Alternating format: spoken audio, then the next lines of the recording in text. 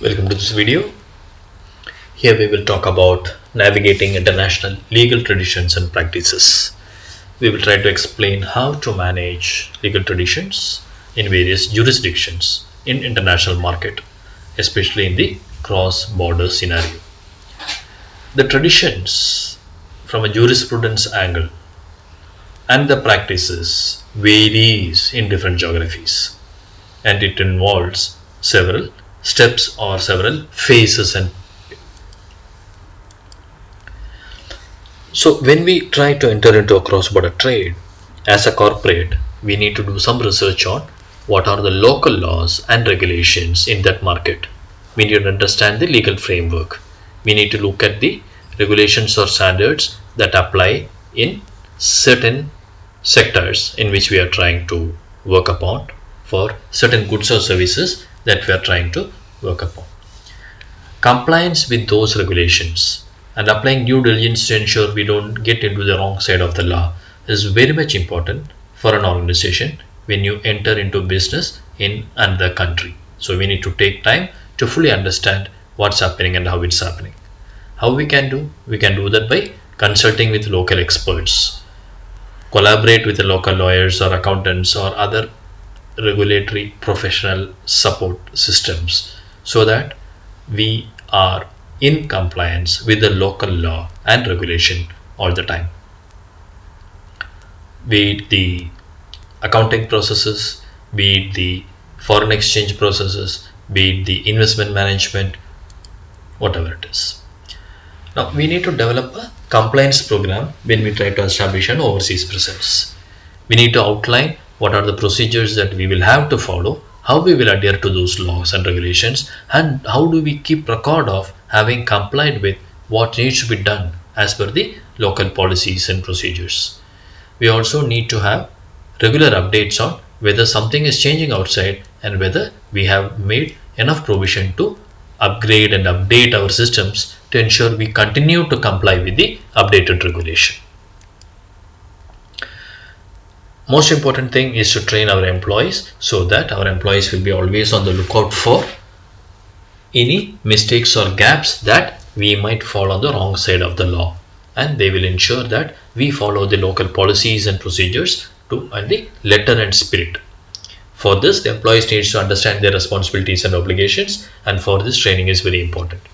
We also need to have a mechanism for monitoring and auditing so that our actions are monitored to be in compliance with the systems, and it is being audited to ensure that we do not fall foul on the regulatory side. We need to register with the local authorities. For example, maybe first when the company is being established, maybe we will register with the registrar of companies, and then maybe there will be other industry regulatory organizations. For example, medical council will need to give an approval in case if you are a pharma industry or if you are a hospital types. Then you may have to take permits, for example, for certain activities of manufacture because of the nature of the business that you are in. And then you need approvals from the tax authority whether you get the concessions or how you will file the returns for the taxes. You may need some licenses. These company registry or tax authority, without complying with them, we cannot be expecting to continue the business for long. We need to obtain necessary approvals or licenses or permits in each of the jurisdictions that we try to operate, so that our business operations goes without any hindrance. We need to have the cultural and linguistic differences in the way in our home country and the way in the foreign country where we are trying to operate are having differences. And not only this, because of this there will be differences in the way the legal aspects are being interpreted. So we need to stay updated and we need to stay informed about what needs to be done so that we can adjust our compliance program to meet the requirements of the local regulators. So practical due diligence, continuous due diligence, customer due diligence and regulatory due diligence is the requirement to ensure that there is no reputational risk or financial loss due to breach of any of the regulatory requirement.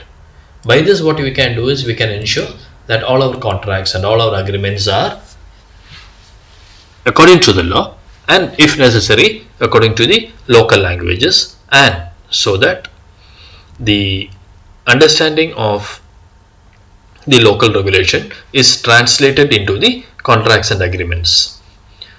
We will also try to use international standards like ISO and the certifications to ensure that our operations are compliant with the quality requirements. But that again would not be enough. That is, complying with the international standards will not be enough. We will have to ensure we comply with the local regulatory requirements also, especially from the compliance angle and addressing the government regulatory requirements. For this, we need to train the people not only to be aware of the local regulations and follow them, but also in, for example, anti-bribery law or anti-corruption laws. We need to ensure that our training program and our employee engagement and our cultural aspect of the company is always in line with the international standards, for example OECD standards or the best practices of the European Union, so that the company will be having more time to focus on the business and less time to fight the regulatory breaches. The key takeaway is that whichever jurisdiction we are operating in, we need to always minimize the risk of non-compliance by continuous monitoring, audit and training, and seeking expert advice. Thanks for watching this video. We will come back with another video on cross-border trade and the various risks and how we navigate.